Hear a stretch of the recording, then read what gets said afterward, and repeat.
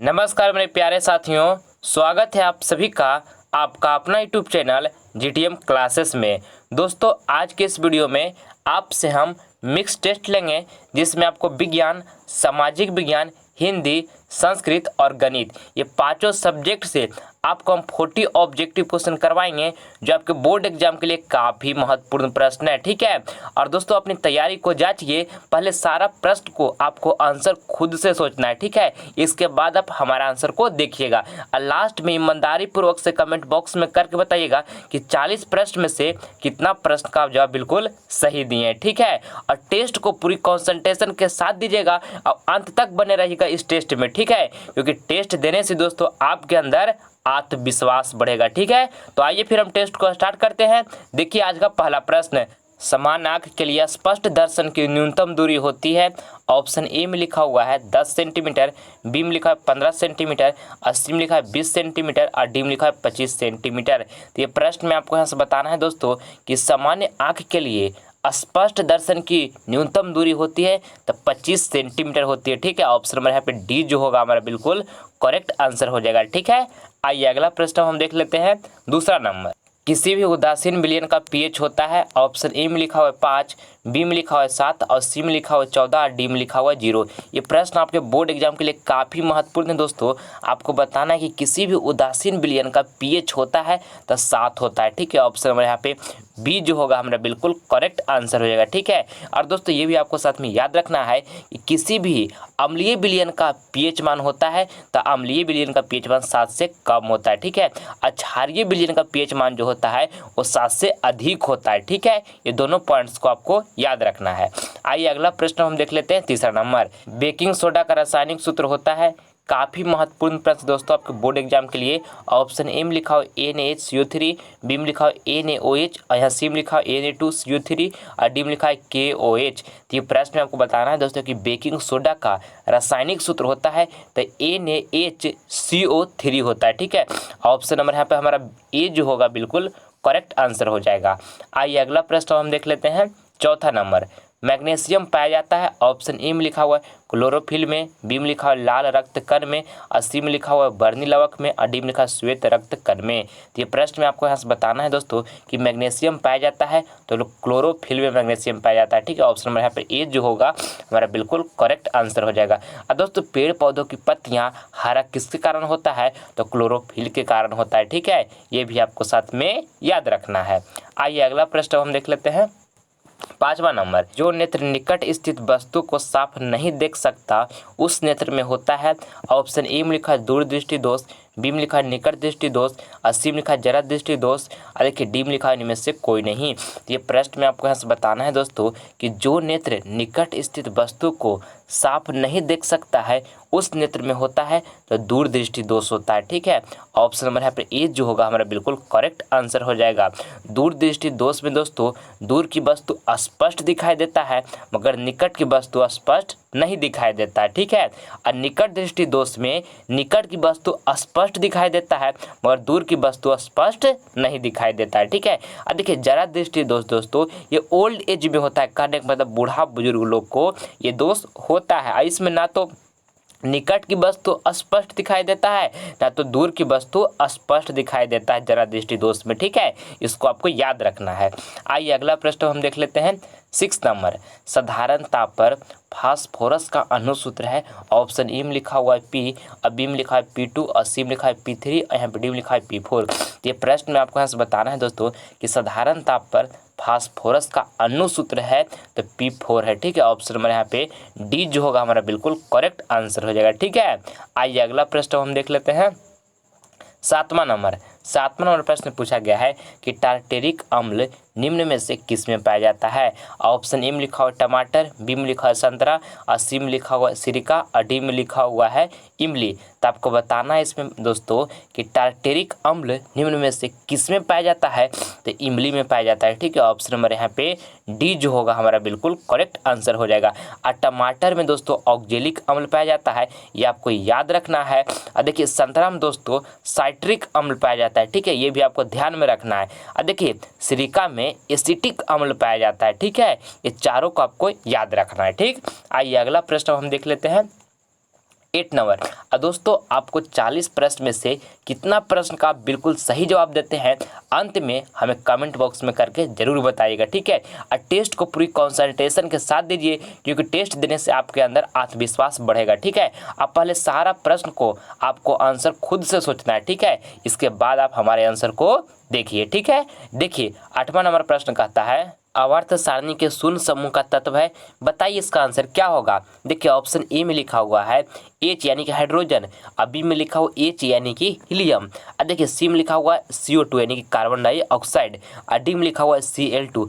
ये प्रश्न में आपको बताना है दोस्तों कि आवर्त सारणी के शून्य समूह का तत्व है तो हीलियम है, जिसको हम H से डिनोट करते हैं, ठीक है। ऑप्शन नंबर यहाँ पर बी जो होगा हमारा बिल्कुल करेक्ट आंसर हो जाएगा। आइए अगला प्रश्न हम देख लेते हैं 9 नंबर। इसमें पूछा गया है कि निम्न में से किसका अपर्तनांक सबसे अधिक होता है।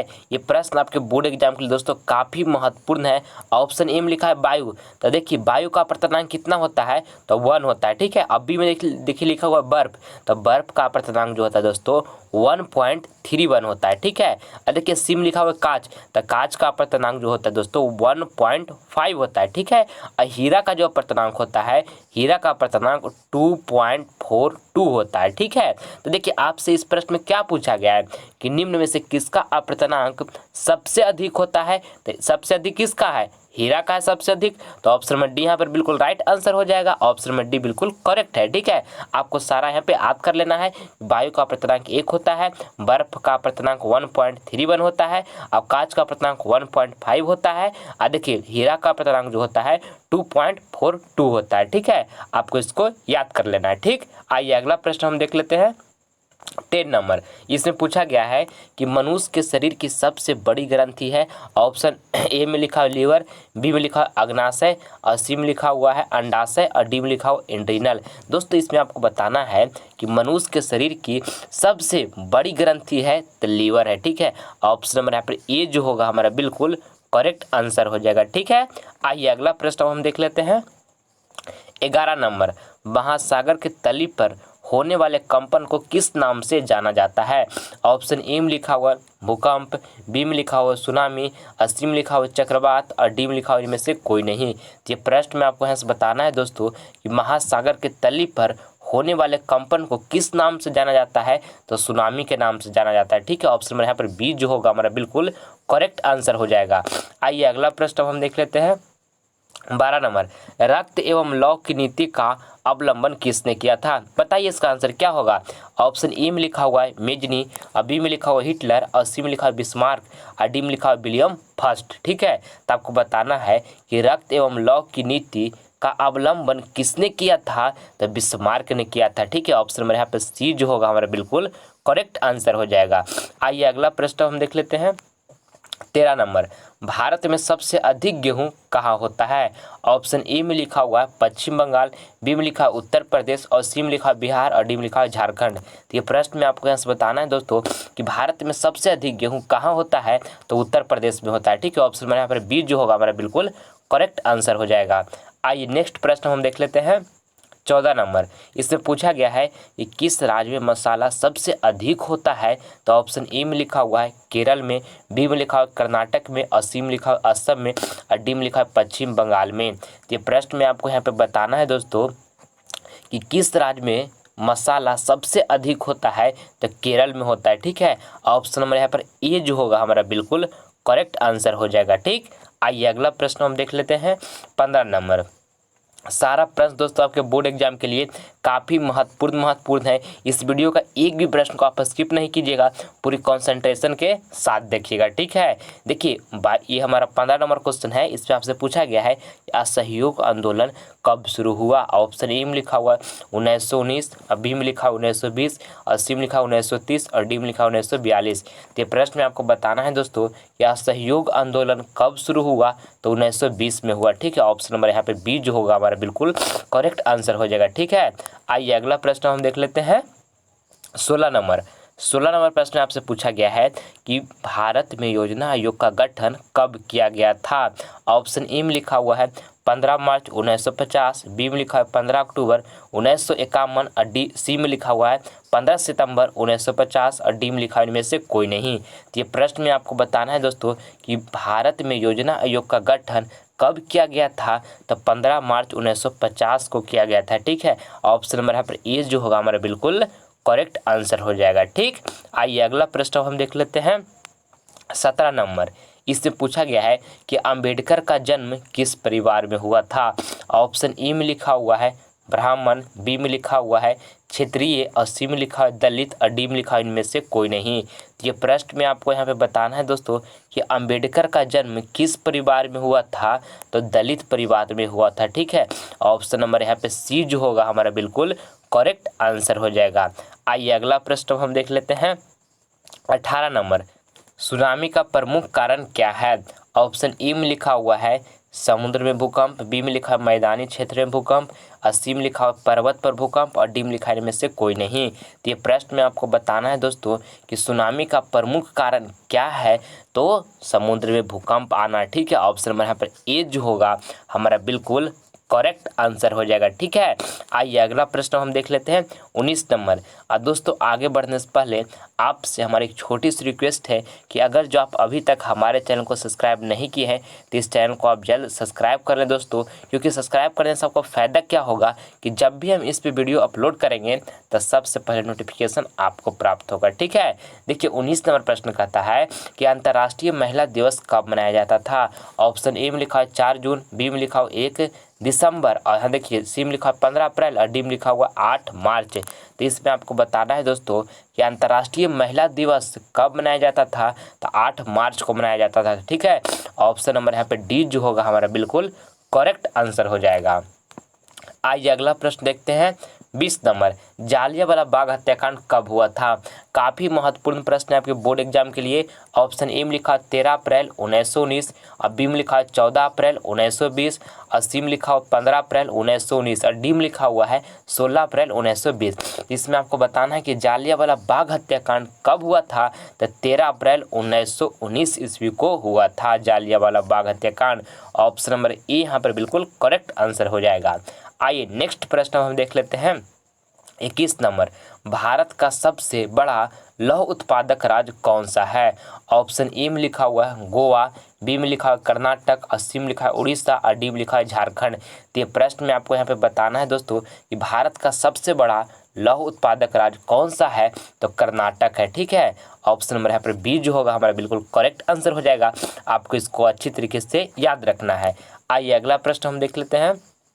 22 नंबर, हिंदी भाषा की लिपि क्या है। ऑप्शन ए में लिखा हुआ है संस्कृत, बी में लिखा हुआ है देवनागरिक और देखिए सी में लिखा हुआ है रोमन और डी में लिखा हुआ है चीनी। तो ये प्रश्न में आपको यहाँ पे बताना है दोस्तों कि हिंदी भाषा की लिपि क्या है।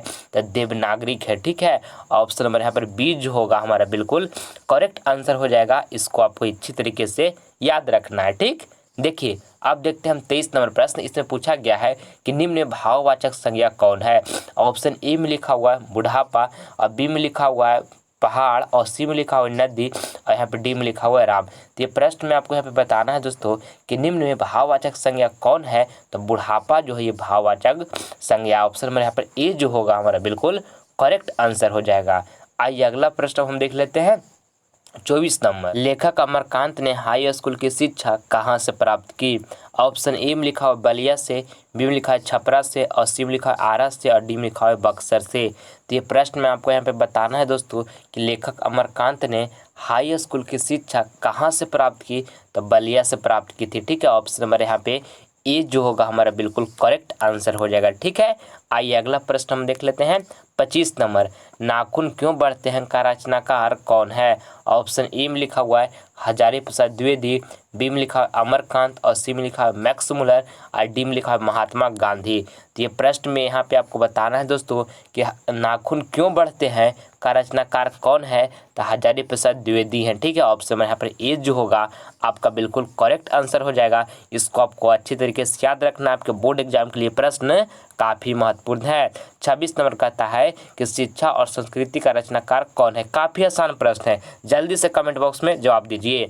ऑप्शन ए में लिखा हुआ है सुभाष चंद्र बोस, बी में लिखा है महात्मा गांधी, और देखिए सी में लिखा है दोनों, और डी में लिखा है इनमें से कोई नहीं, डी में लिखा हुआ कोई नहीं। ठीक है, तो आपको बताना है कि शिक्षा और संस्कृति का रचनाकार कौन है, तो महात्मा गांधी हैं। ठीक है, ऑप्शन नंबर यहाँ पे हमारा बी जो होगा बिल्कुल करेक्ट आंसर हो जाएगा। आइए अगला प्रश्न हम देख लेते हैं 27 नंबर, गुरु नानक का जन्म कहाँ हुआ। ऑप्शन ए में लिखा हुआ है अयोध्या उत्तर प्रदेश, बी में लिखा हुआ है दुर्ग मध्य प्रदेश, और सी में लिखा हुआ है अमृतसर पंजाब, और डी में लिखा हुआ है तलवंडी लाहौर। तो ये प्रश्न में आपको बताना है दोस्तों कि गुरु नानक का जन्म कहाँ हुआ, तो तलवंडी लाहौर में हुआ। ठीक है, ऑप्शन नंबर यहाँ पे डी जो होगा आपका बिल्कुल करेक्ट आंसर हो जाएगा। ठीक है, आइए अगला प्रश्न हम देख लेते हैं 28 नंबर, एड़ी शब्द का विलोम है।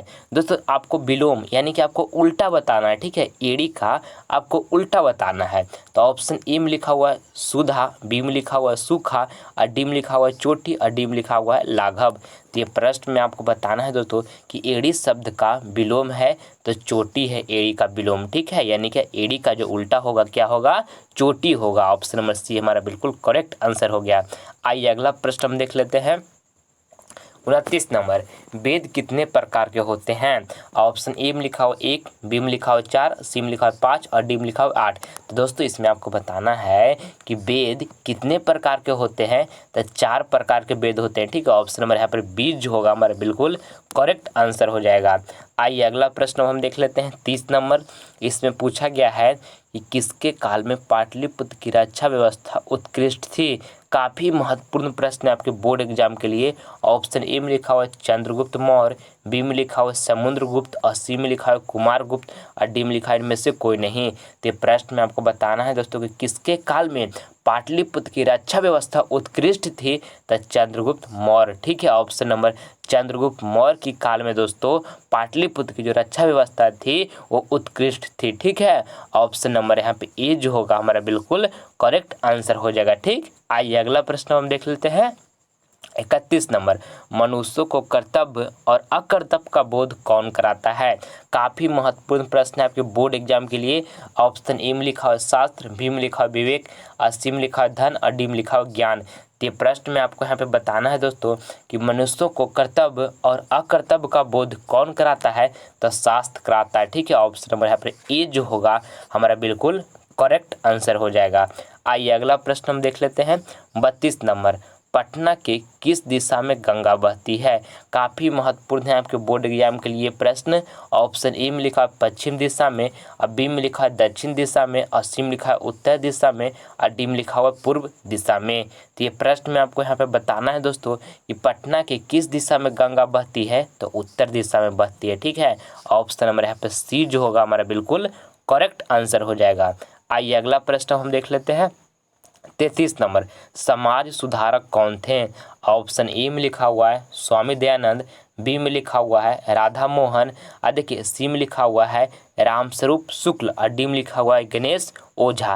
तो ये प्रश्न में आपको बताना है दोस्तों कि समाज सुधारक कौन थे, तो स्वामी दयानंद थे। ठीक है, ऑप्शन नंबर यहाँ पे ए जो होगा हमारा बिल्कुल करेक्ट आंसर हो जाएगा। ठीक है, आइए अगला प्रश्न हम देख लेते हैं 34 नंबर, भारत की किस महान परंपरा को सुनाया जाता है। दोस्तों आपको बताना है कि भारत में किस महान परंपरा को सुनाया जाता है। तो ऑप्शन ए में लिखा है शास्त्रों को, और बी में लिखा हुआ है शास्त्र को, और सी में लिखा हुआ लोभ को, और डी में लिखा हुआ कलह को। तो आपको बताना है दोस्तों कि भारत में किस महान परंपरा को सुनाया जाता है, तो शास्त्रों को सुनाया जाता है। ठीक है, ऑप्शन नंबर यहाँ पर ए जो होगा हमारा बिल्कुल करेक्ट आंसर हो जाएगा। ठीक, आइए अगला प्रश्न हम देख लेते हैं 35 नंबर, पटना का इतिहास कितना वर्ष पुराना है। ऑप्शन ए में लिखा हो 1000 वर्ष, बी में लिखा है 1500 वर्ष, और सी में लिखा है 2000 वर्ष, और डी में लिखा हुआ है 2500 वर्ष। तो इसमें आपको बताना है दोस्तों कि पटना का इतिहास कितना वर्ष पुराना है, तो 2500 वर्ष पुराना है पटना का इतिहास। ठीक है, ऑप्शन नंबर यहाँ पे डी जो होगा बिल्कुल करेक्ट आंसर हो जाएगा। आइए अगला प्रश्न हम देख लेते हैं 36 नंबर, इसमें आपसे पूछा गया है कि 9 sec square theta minus 9 tan square theta बराबर है। तो देखिए यहाँ पे हमको यहाँ भी 9 दिखाई दे रहा है, यहाँ भी दिखाई दे रहा है, तो क्या दोनों में यहाँ पे 9 है दोस्तों? तो हम यहाँ पर 9 को कॉमन कर सकते हैं। तो अगर जो 9 को कॉमन कर लेंगे तो यहाँ पे क्या बच जाएगा? यहाँ बचेगा सेक स्क्वायर थीटा माइनस में क्या बचेगा? टेन स्क्वायर थीटा, क्योंकि हम 9 को तो यहाँ से कॉमन कर लिए, तो यहाँ पर केवल टेन स्क्वायर थीटा बचेगा।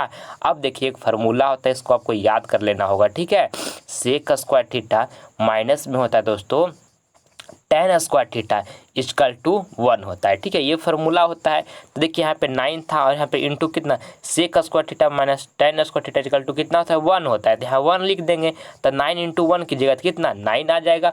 9 इंटू यानी कि 9 गुने 1 की जगह 9 आएगा ना। तो ऑप्शन नंबर यहाँ पर बी जो होगा हमारा बिल्कुल करेक्ट आंसर हो जाएगा। काफ़ी आसान प्रश्न था, ठीक है। आइए अगला प्रश्न हम देख लेते हैं। 37 नंबर, बिंदु 4,-5 की दूरी मूल बिंदु से होगी। देखिए जब दोस्तों आपको एक बिंदु दे दे, ठीक है, और दूरी मूल बिंदु से पूछे, तो इसके लिए एक फार्मूला होता है एक्स स्क्वायर प्लस में वाई स्क्वायर का अंडर रूट, ठीक है। एक्स स्क्वायर प्लस में वाई स्क्वायर का अंडर रूट। तो देखिए एक्स यहाँ पर 4 जो लिखा हुआ है ये हमारा एक्स है, तो यहाँ पे हम 4 का स्क्वायर कर देंगे, ठीक है। हमारा जो यहाँ पर -5 लिखा है दोस्तों ये हमारा बाई है, तो -5 को हम यहाँ पे स्क्वायर कर देंगे, ठीक है। और जिस तरह से अंडर रूट चढ़ा हुआ था इसी तरह से हम चढ़ा देंगे। अब देखिए यहाँ पर 4 का स्क्वायर की जगह कितना हो जाएगा? 16 हो जाएगा, ठीक है। और देखिए -5 का स्क्वायर की जगह दोस्तों तो यहाँ पे 25 हो जाएगा। कैसे? देखिए अगर जो -5 का हम यहाँ पे स्क्वायर करेंगे तो स्क्वायर मतलब क्या, यानी कि -5 गुने -5 2 बार लिखना है, तो माइनस माइनस क्या हो जाएगा? प्लस, 5 बचे के 25, ठीक है। तो यहाँ पर हमारा -5 का स्क्वायर कितना हो जाएगा? 25 हो जाएगा। यहाँ पर वर्गमूल इसी तरह से चढ़ा देंगे, ठीक है। अब 25 और 16 को जोड़िएगा तो कितना हो जाएगा? 41 हो जाएगा। यानी कि अंडर रूट 41 जो होगा हमारे यहाँ पर बिल्कुल करेक्ट आंसर हो जाएगा। तो ऑप्शन नंबर देखिए यहाँ पर सी में लिखा हुआ है अंडर रूट 41, जो कि बिल्कुल करेक्ट आंसर हो जाएगा ऑप्शन नंबर सी। आइए अगला प्रश्न हम देख लेते हैं। 38 number, 2 cos theta equal to under root 3 हो तो थीटा का मान निकालें। दोस्तों ये प्रश्न आपके बोर्ड एग्जाम के लिए काफ़ी महत्वपूर्ण है। देखिए किस तरह से बनाना है। यहाँ पे लिखा हुआ है 2 cos theta equal to under root 3, ठीक है। तो देखिए यहाँ पे हम इसको इस तरह से लिख लेते हैं, cos थीटा इक्वल टू, अब देखिए यहाँ पे 2 क्या था? गुना में था, तो बराबर के उस साइड अगर जिसको भेज देंगे 2 को तो क्या भागा में आ जाएगा। अब देखिए क्या आप इसको इस तरह से लिख सकते हैं, cos थीटा इक्वल टू में देखिए अंडर रूट 3/2 लिखा हुआ है, इसके जगह पर क्या हम cos 30 डिग्री लिख सकते हैं, क्योंकि cos 30 डिग्री का मान कितना होता है? अंडर रूट 3/2 होता है। तो हम यहाँ पे cos 30 डिग्री लिख सकते हैं ना, कोई दिक्कत। अब देखिए cos से cos कैंसिल हो जाएगा, तो थीटा बराबर हमको कितना निकल जाएगा? 30 डिग्री। अब आपसे प्रश्न में क्या पूछा गया था कि थीटा का मान निकालें, तो थीटा का मान हमारा 30 डिग्री आ गया। तो ऑप्शन नंबर यहाँ पर बी जो होगा हमारा बिल्कुल करेक्ट आंसर हो जाएगा, ठीक है। आई होप आपको समझ में आ चुका होगा। आइए अगला प्रश्न देख लेते हैं हम। 39 नंबर, बाह्य बिंदु से वृत्त पर खींची गई स्पर्श रेखाओं की लंबाई होगी। दोस्तों ये प्रश्न आपके बोर्ड एग्जाम के लिए काफ़ी महत्वपूर्ण है। ऑप्शन ए में लिखा हुआ है असमान, बी में लिखा है समान, और सी में लिखा है दुगनी, और डी में लिखा हुआ है आधा। तो देखिए दोस्तों आपको हम यहाँ पे बताते हैं, जैसे मान लीजिए हमारा इस तरह से हमारा वृत्त है, ठीक है। और क्या क्वेश्चन में कहा है कि बाह्य बिंदु से, तो यहाँ पर मान लीजिए हमारा बाह्य बिंदु है, कह रहा है वृत्त पर खींची गई स्पर्श रेखाओं की लंबाई होगी। तो यहाँ से स्पर्श रेखा हम इस तरह से खींच लेते हैं, ठीक है। और एक स्पर्श रेखा हम इस तरह से इधर खींच लेते हैं, ठीक है। तो स्पर्श रेखा की जो लंबाई होगी दोस्तों ये क्या होगी? समान होगी, ठीक है। ये दोनों समान होती है। तो ऑप्शन नंबर यहाँ पर हमारा बी जो होगा बिल्कुल करेक्ट आंसर हो जाएगा, ठीक है। आइए अगला प्रश्न अब हम देख लेते हैं। 40 नंबर, द्विघात समीकरण x² - 2 के शून्य अंक हैं। दोस्तों यहाँ पे आपको द्विघात बहुपद में x² - 2 के शून्य अंक निकालना है, ठीक है। देखिए यहाँ पर क्या लिखा हुआ है, यहाँ पे हम लिख लेते हैं x² - 2 का शून्य अंक याद करने के लिए दोस्तों तो हमको बराबर में यहाँ पे क्या करना पड़ेगा? 0 करना पड़ेगा। तो बराबर में 0 कर लिए। अब देखिए यहाँ से x², देखिए यहाँ पर -2 था, तो बराबर के उस साइड जाएगा 2 - 2, तो इधर +2 हो जाएगा ना। अब देखिए यहाँ से x बराबर निकालिएगा, तो यहाँ पे देखिए स्क्वायर को बराबर के उस साइड अगर जो हम भेज देंगे तो अंडर रूट इधर आ जाता है, ठीक है। और साथ ही साथ प्लस माइनस का साइन भी आता है, ठीक है। तो देखिए x बराबर हम यहाँ से निकालेंगे तो यहाँ से हो जाएगा √2 यानी +√2 और -√2, ठीक है। तो देखिए कौन ऑप्शन में दिया हुआ है? ऑप्शन नंबर सी में लिखा है -√2 और यहाँ पे √2, ठीक है, +√2। तो यहाँ पर ऑप्शन में सी जो होगा हमारा बिल्कुल करेक्ट आंसर हो जाएगा, ठीक है। आई होप आपको समझ में आ चुका होगा। दोस्तों यहाँ पे हम आपको 40 ऑब्जेक्टिव क्वेश्चन करवाए हैं। 40 ऑब्जेक्टिव क्वेश्चन में से कितना प्रश्न का आप जवाब बिल्कुल सही दिए हैं, ईमानदारी पूर्वक से हमें कमेंट बॉक्स में करके बताइए, ताकि हमें पता चले कि आपका तैयारी कितना हुआ है और कितना बाकी है, ठीक है। आई होप ये वीडियो आपको इंटरेस्टिंग लगा होगा, तो प्लीज़ आप इसे लाइक करें, अपने दोस्तों में शेयर करें, और आप हमारे चैनल पर नए हैं तो आप इसे सब्सक्राइब कर लें दोस्तों, क्योंकि आपके लिए एक एक वीडियो बनाने के लिए हमें काफ़ी मेहनत करना पड़ता है, ठीक है। मिलते हैं हम आपसे अगली वीडियो में, तब तक के लिए जय हिंद, जय भारत। मन लगाकर पढ़ाई करते रहिए।